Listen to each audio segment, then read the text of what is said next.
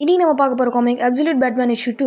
So கடைசியாக நம்ம போட்ட வீடியோவில் பார்த்தீங்கன்னா அப்சல்யூட் பேட்மேன் இஷ்யூ 1 அதனால் நான் போட்ட ஃபர்ஸ்ட் காமிக். அதுக்கான ரொம்ப நான் எஃபர்ட் பண்ணி போட்டேன். ஆல்மோஸ்ட் எனக்கு 7 to 8 ஹவர்ஸ் கிட்ட அதை கிரியேட் பண்ணதுக்கு ஆயிடுச்சு. ஒரு 2 to 3 days கிட்ட நான் கஷ்டப்பட்டு எடிட் பண்ணி கிரியேட் பண்ணேன். ஏன்னா 45 pages மேலே இருந்துச்சு. எனக்கு கண்டென்ட்டும் செம்ம பெருசு. அதாவது 28 minutes கிட்ட வந்துருக்கும். நான் வீடியோ எப்படி போவாடுன்னு நினச்சேன். பட் செம வியூஸ், செம ரெஸ்பான்ஸ். இதுக்கு 500 views மேலே போயிருக்கு. சப்ஸ்கிரைபர்ஸும் 0ல் வந்துட்டு 41 கிட்டே வந்துருச்சு. எனக்கு I am so happy, grateful thankful for that. நிறைய பேர் கமெண்ட்டும் பண்ணினீங்க, லைக்கும் பண்ணினீங்க. ஸோ எனக்கு ரொம்ப நன்றி. நீங்கள் என்னை இந்த அளவுக்கு வந்து என்னை அப்ரிஷியேட் பண்ணிருக்கு. அண்ட் அதே அந்த உங்களோட எக்ஸ்பெக்டேஷனை ஃபுல்ஃபில் பண்ணுவேன் அப்படிங்கிற ஒரு உறுதிமொழியோடு இன்றைக்கி நம்ம அப்சல்யூட் பேட்மேன் இஷ்யூ 2 பார்க்கலாம். பட் அதுக்கு முன்னாடி அப்சல்யூட் பேட்மேன் இஷ்யூ 1 ஒரு சின்ன ரீகேப். அப்சல்யூட் பேட்மேன் இஷ்யூ 1 என்ன ஆயிருக்கும் அப்படின்னு கேட்டிங்கன்னா, நம்ம பேட்மேன் அதாவது ப்ரூஸ் வெயின் வந்து பார்த்திங்கன்னா நார்மலான ஒரு ப்ரூஸ் வெயின் மாதிரி இருக்க மாட்டார். ப்ரூஸ் வெயினோட பவர்னால் என்னன்னு கேட்டால் நம்ம எல்லாருமே ஃபஸ்ட்டு அவன் சரியான பணக்காரன்ப்பா அப்படின்னு நம்ம எல்லாருக்கும் தோணும். ஆனால் இங்கே ப்ரூஸ் வெயின் சரியான பணக்காரன் கிடையாது. ஏன்னா சின்ன வயசுலேயே அவங்க அப்பா ஒரு ஸ்கூல் டீச்சர் மாதிரி தான் இருந்திருப்பார். அண்ட் அது மட்டும் இல்லாமல் ப்ரூஸ் வெயினுக்குமா இன்னும் கொஞ்சம் பசங்களோட ஜூக்கு வந்து பார்த்திங்கன்னா ஒரு சின்ன ஃபீல்டு மாதிரி போயிருப்பார். அந்த இடத்துல ப்ரூஸ் வெயினோட அப்பா வந்து கொலை பண்ணிடுவாங்க. ஆக்சுவலி அன்றைக்கி நைட் தான் வந்து அவங்க 2 பேர் அவங்க ஃபேமிலியை படத்துக்கு போய் அவங்க 2 பேரும் சாகிற மாதிரி நடந்திருக்கும். பட் இந்த இடத்துல அந்த மாதிரி நடந்திருக்காரு. அண்ட் அதுக்கம்மா அதனால ப்ரூஸ் வெயினோட அம்மா வேணால் மார்த்தா வெயின் உயிரோடு இருப்பாங்க. ஸோ இந்த மாதிரி டிஃப்ரெண்ட்டாக இருக்கும். அது மட்டும் இல்லாமல் அவர் பெரிய பணக்காரனால ஒரு கன்ஸ்ட்ரக்ஷன் ஒர்க்கர் மாதிரி ஒரு இன்ஜினியராக சுற்றிட்டு இருப்பார். அண்ட் ஆல்ஃப்ரெடும் வந்து பார்த்திங்கன்னா அவரோட பட்டில் தான் இருக்க மாட்டார். அவர் தனியான ஒரு அசாசியன், ஒரு இன்ஃபர்மேஷன் ஏஜென்ட் மாதிரி வந்து ஒர்க் பண்ணிகிட்டு இருப்பார். அவருக்கு இப்போ காட்டமில் அட்டலியம் பண்ணிகிட்டு இருக்க ஒரு பார்ட்டி அனிமல்ஸுக்கு மீறி கொடூரமான ஒரு கில்லர் கேங் கிட்டேருந்து இன்ஃபர்மேஷன் டேட்டா பேஸை கலெக்ட் பண்ணணும், அவங்கள பற்றி ஃபாலோ பண்ணணும் அப்படின்னு ஆல்ஃப்ரெட் அசைன்மெண்ட் வருது. அதே அவங்களே வந்து எடுத்து நம்ம பேட்மேன் நிற்கிறாரு. ஆனால் பேட்மேனுக்கு சாரான லோக்கல் பாலிசி இல்லை. யார் ஏறி வந்தாலும் சாவடி அடிப்பேன், மரணடி அடிப்பேன் அப்படிங்கிற மாதிரியான பாலிசியோடு இருக்கார். ஸோ இந்த மாதிரி ஒரு டிஃப்ரெண்ட்டான ஒரு பேட்மேனை காமிக்கிறாங்க. அண்ட் நடுட்டு என்ன நடக்க போகுது. ஸோ கடைசியாக பார்த்தீங்கன்னா ஆல்ஃப்ரெட் வந்து பார்த்திங்கன்னா பேட்மேனோட சீக்ரெட் ஸ்பாட் வந்து பார்த்திங்கன்னா கண்டுபிடிச்சிருப்பாங்க. ஸோ இல்லைனா நடந்திருக்கும் ஃபஸ்ட் இஷ்யூவில். அண்டு நான் ரொம்ப ஷார்ட்டாக சொல்லியிருக்கேன். உங்களுக்கு ஃபஸ்ட் இஷ்யூ பார்த்தானா உங்களுக்கு செகண்ட் இஷ்யூ புரியும். ஸோ ஃபஸ்ட் இஷ்யூ பார்க்கணுன்னா லிங்க் கீழே டிஸ்கிரிப்ஷனில் இருக்குது. இல்லை நம்ம சேனலில் போய் நீங்கள் லாஸ்ட் வீடியோ பார்த்தீங்கன்னா அது இருக்கும். ஸோ கண்டிப்பாக நீங்கள் பாருங்கள். பார்த்துட்டு இந்த வீடியோ பாருங்கள். அப்போ தான் உங்களுக்கு காட்ட நல்லா புரியும். அண்டு ரொம்பட்ட பேசிட்டேன் எனக்கு இன்ட்ரோடக்ஷனுக்கு. இப்போ நம்ம காமிக்குள்ளே போகலாமா? பா ப்ளீஸ்ப்பா, கடை விட்டாருங்கப்பா, ப்ளீஸ் கடை விட்டாருங்க. Oh no! Run! No!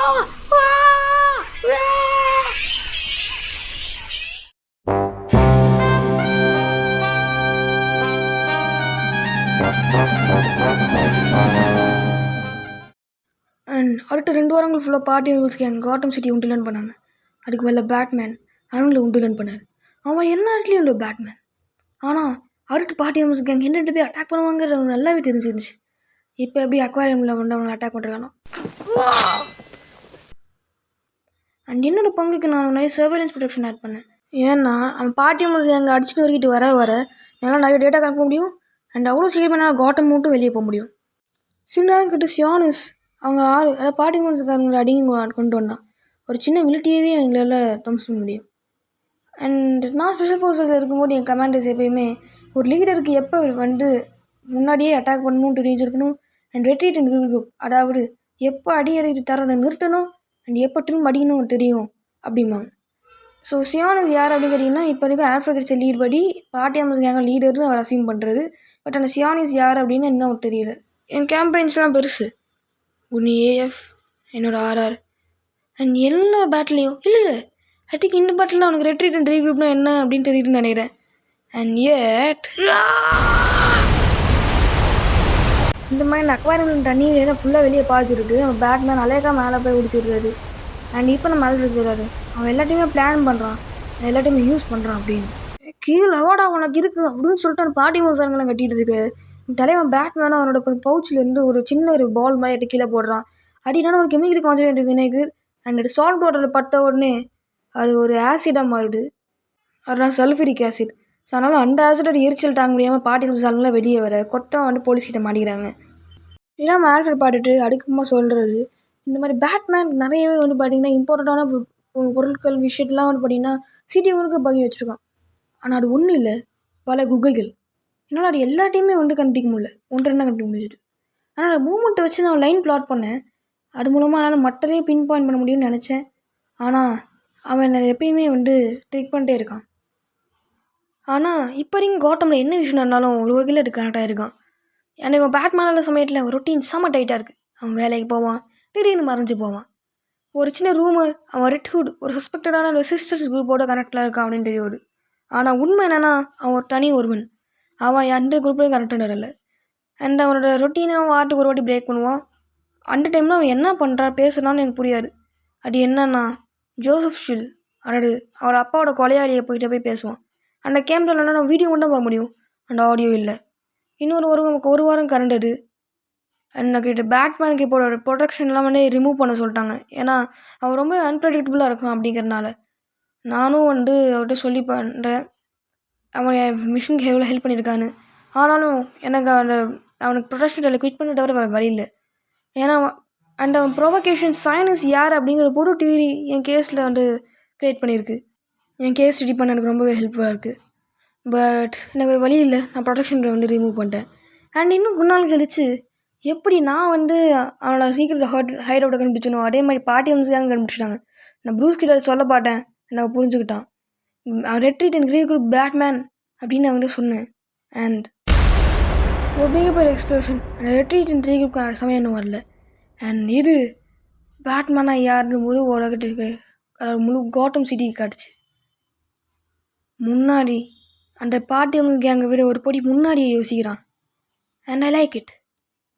என்ன வயலன்ஸ் ஏறி இருந்தாலும் பேட்மேனுக்கான சப்போர்ட் சமயம் உயர்ந்திருக்கு. இதை பற்றி உங்ககிட்ட என்ன மேயர் ஹில்? நீங்கள் எல்லாம் பாட்டுட்டு இருக்கீங்க ஜஸ்டின். இது மேயர் கார்டனோட ரூல் அடியில் எவ்வளோ கொடூரமாக நம்ம நாடு மாறி இருக்கு பாருங்க. ஒரு கிரிமினல் கேங்கை அடிச்சு இருக்க ஒரு கிரிமினல் கிட்ட போய் ஹெல்ப் கேட்குறோம். அதாவது ஒரு தட்டுவும் இருக்குங்க. வெளிச்சம் இல்லாத இடத்துல கம்மியான இருட்டுக்கு ஏற்ற நோக்கி தான் மக்கள் பயணிப்பாங்க அப்படின்னு அந்த மாதிரி நடந்துட்டு இருக்கு. எனக்கு புரிஞ்சுட்டு சார். நம்ம இப்போ நெக்ஸ்ட் கரப்ஷன் சார்ஜஸ் பற்றி பேசலாம். புல்லக் கொஞ்சம் எனக்கு அதை ஆஃப் பண்ணுறியா? ஷியா ஜமி, நான் உங்களுக்கு இப்போ இருக்கிற காட்டம் சிட்டியில் மக்கள் எடப்படி நினைக்கிறாங்க அப்படி நினைச்சிருக்காங்க தான் இதை போட்டேன். அண்ட் நம்ம ஸ்டேட்டுக்கிட்ட வந்து பார்த்தீங்கன்னா 4 ஆர்விஎஸ்க்கும் வரைக்கும் ஒரு எம்டிக்கும் கவரேஜ்க்காக ரெக்வஸ்ட் பண்ணியிருக்கேன். நீ சீரியஸாக தான் சொல்கிறியா? உனக்கும் தெரியும் எனக்கும் சரி 2 பேருக்கும் தெரியும் கன்ஸை வச்சு நம்மளால் இந்த மேட்ச் ஜெயிக்க முடியாது. வயலன்ஸ் எல்லா டைமும் உதவாது, புரிஞ்சுட்ட புல்லாக்? ஆமாம், ஆனால் நம்ம இன்னும் போதுமான அளவுக்கு கன்ஸ் யூஸ் பண்ண நினைக்கிறேன். அண்ட் முக்கியமாக அவ்வளோ இவனும் இருக்கணும். இவனா நீங்கள் பேட்மேனை சொல்கிறீங்களா? நம்ம ஃபஸ்ட் பார்ட்டி நிமிட்ஸ் கேங்கானே ஃபோக்கஸ் பண்ணோம். அவனுங்க எதிரோட இவனால் தான். அவங்களெல்லாம் ஞாபகம் இருக்கா? அன்றைக்கி டவுன் ஹாலில் நம்ம 3 பேர் வாழ்க்கையை அவன் தான் காப்பாற்றினான். ஞாபகம்மா மறந்துட்டீங்களா? அதுக்குள்ள புல்லாக் பா நம்ம தெரிஞ்ச இன்ஃபர்மேஷன் படி அவனும் பார்ட்டி நிமிட்ஸ் தான். சும்மா மட்டும் நடிச்சுக்கிட்டு இருக்கான். புரியுதா உனக்கு? அப்புறம் எதுக்காக சென்ட்ரல் ஸ்டேஷனுக்கு ஃபோன் பண்ணி அடுத்து அவனுங்க எங்கே போகிறாங்க எப்படி பிடிக்கலான்னு டிப்ஸ் தந்து அவங்கள சாவடி அடிக்கிற மாதிரி சண்டை போடுறான். அப்படின்னு இவங்க ஒரு ஹீட்டட் ஆர்கியூமெண்ட்டு புல்லுக்கும் பார்புக்கும் நடுவில் போயிட்டு இருக்க சமயத்தில் நான் உங்களை இன்ட்ரோ பண்ணுறதுக்கு சாரி ஆனால் அப்படின்னு நினைட்டு புதுசாக ஒரு கேரக்டர் இன்ட்ரடியூஸ் ஆகிறாங்க. இவங்க தான் யாரும் ஞாபகம் இருக்கா? இவங்க தான் இப்போ டவுன் ஹாலில் நம்ம மேயருக்கு சடங்காக பேசுனவங்க. அவங்க எப்படி இருக்குங்க அப்படின்னு சொல்லிட்டு கேட்கும்போது நம்ம மேயர் பேசுகிறாரு. ஆனால் அவங்கள பேச விடுமே பார்க்கிட்ட எப்படி இருக்குன்னு கேட்கும்போது நல்லா இருக்காரு மார்ட்டா, ஆனால் லேட்டு ரெஸ்ட் தேவை அப்படின்னு சொல்ல. இப்போ இன்றைய புல்லக்கு ஒரு ஃபோன் வருது. அதாவது பார்ட்டி நிமிஷம் கேங் போட்டோ வச்சு அடிச்சு நொறுக்கிட்டு இருக்காங்க. சொல்ல இப்போ அண்டர்ட்டுக்கு பார்பும் புல்லக்கும் கிளம்புறாங்க. நல்லா ரெஸ்ட் இருங்கப்பா அப்படின்னு அங்கேருந்து பார்பு கிளம்புறா. ஸோ பார்ப்னா யாருன்னு ஒரு வாட்டி சொல்லிடுற மறுபடியும். பார்ப் வேற யாரும் இல்லை, மேயர் இருக்கார்ல கார்டன், அவரோட பொண்ணு தான் பார்ப். இப்போ அந்த சமயத்தில் அந்த மார்ட்டாங்கிற லேடி அவர் ரொம்ப நல்ல பொண்ணுல, ரொம்ப ரொம்ப நல்ல பொண்ணு. நம்ம இந்த உலகத்துக்கு அதாவது காட்டம் சிட்டிக்கு நம்ம என்ன பண்ணாலும் அவங்க ஏன் நம்மளை ஒன்றுமே வெறுக்கிறாங்க? இதில் நம்மகிட்ட போய் எதுவுமே இல்லை அப்படின்னு சொல்லிட்டு ஒரு மேயர் சொல்கிறாரு. அடுக்க மாட்டாங்க ரெடி. அது உண்மைதான். எனக்கு தெரிஞ்சு நம்ம இப்போ விட இப்போ அவங்க ரொம்ப க்ரேசியாக இருக்கானே. நீ சொல்கிற பாட்டா இப்போ தாமஸ் மாதிரி சொல்கிற? ஆமாம், அவன் இப்போ உயிரோடனா எனக்கு பேட்மேன் ரொம்ப பிடிச்சிருக்கும் அப்படின்னு சொல்கிறாரு. தாமஸ் மார்ட்டா இந்த பேர் எனக்கு கேள்விப்பட்ட மாதிரி இருக்குது. சரி நான் பார்ப்போம். எனக்கு ரொம்ப பிடிக்கும். இப்போ எனக்கு ஒன்றும் பிடிக்கிற மாதிரி பேடி குவிட். அவங்க தெரியல என் டெப்டி மேயர் ரீஎலெக்ஷன்ஸ் எல்லாமே ஒரு பகல் கணக்கு மேடாக இப்போ பண்ணிட்டு உண்டு. உண்மையாக இருக்கலாமா மேயர்? உங்கள் மேயர்ஷிப்பே ஒரு பகல் கணக்கு மேடம். ஆனால் ஹே பகல் கணக்கு நல்லது தான்ப்பா. கரெக்டு தான். எனக்கு இன்னும் 1 நாள் ஞாபகம் இருக்குது மார்ட்டா, நான் உன்னை கண்டுபிடிக்கும் போது அப்படின்னு சொல்கிறாங்க. இப்போ அந்த புல்லுக்கு ஃபஸ்ட்டு ஒரு போலீஸார் இருந்திருப்பாரு. அந்த சமயத்தில் வந்து அவங்க தாமஸ் வெயின், அதாவது ப்ரூஸ் வெயினோட அப்பா இறந்து போன சமயத்தில் அந்த டோருக்குள்ளே போய் பட்டிருப்பாரு. நான் பார்க்கல. ஆனால் அவன் அப்போ அங்கே இருந்தானு தெரியல, அவன் கட்டுற வரைக்கும் அப்படின்னு சொல்கிறாரு. இப்போ தான் நமக்கு தெரிய வருது அந்த ப்ரூஸ் வெயினோட அம்மா தான் இவங்க மார்த்தா, அதாவது டெப்புட்டி மேயர். அந்த இவர் ஒரு போலீஸ் ஆஃபீஸர். ஸோ இப்போ அவர் எப்படி இருக்கான் அப்படின்னு சொல்லிட்டு மேயர் கேட்க, அவங்க அம்மாவும் எனக்கே தெரியல, நானே எப்பயாச்சும் அவனை பார்க்குறேன் அப்படின்னு சொல்லிட்டு அவங்க அப்பா இறந்து போன சில நாட்கள் கழிச்சு அவர் டீனேஜ் வயசில், ப்ரூஸ் வெயினோட டீனேஜ் வயசில் ஒன்று காட்டுறாங்க. ப்ரூஸ், உன் ஃப்ரெண்ட்ஸ் எல்லாம் வெளியே வெயிட் பண்ணிகிட்ருக்காங்க அப்படின்னு சொல்ல, அவங்கள போக சொல்லுங்கம்மா அப்படின்னு சொல்கிறாரு கையில் ஒரு மெடலை வச்சுட்டு. இல்லைப்பா, உனக்கு கஷ்டப்பட்டு வெயிட் பண்ணிருக்காங்க அப்படின்னு இருக்குது. அந்த மெடலை தூக்கி வெளியே வீசி போக சொல்லுங்கள், தனியாக விடுங்க அப்படிங்கிற மாதிரி கட்டுறாரு ப்ரூஸ் வெயின். ஏன்னா அவ்வளோ வழியில் இருக்காரு அவங்க அப்பா தாமஸ் வெயின் இறந்து போனதுக்கப்புறமா. இப்படி ப்ரெசென்ட்டில் காட்டுறாங்க. லாஸ்ட்டாக அந்த ஜிம்மோட ஓனர் இருப்பார் இல்லையா, அவர் வந்து நம்ம ப்ரூஸ் வந்து போகிற அளவுக்கு கூப்பிட்டுருப்பாரு. இப்போ நம்ம ப்ரூஸ் அந்த இடத்துக்கு போயிருக்காங்க. கொஞ்சம் பிஸியாக இருந்தேன் அப்படின்னு சொல்ல எல்லாரும் செம்ம ஹாப்பி. ஏன்னா ப்ரூஸை பாட்டு, ஏன்னா இவங்க எல்லாருமே ஒரு சைல்ட்ஹுட் ஃப்ரெண்ட்ஸ்.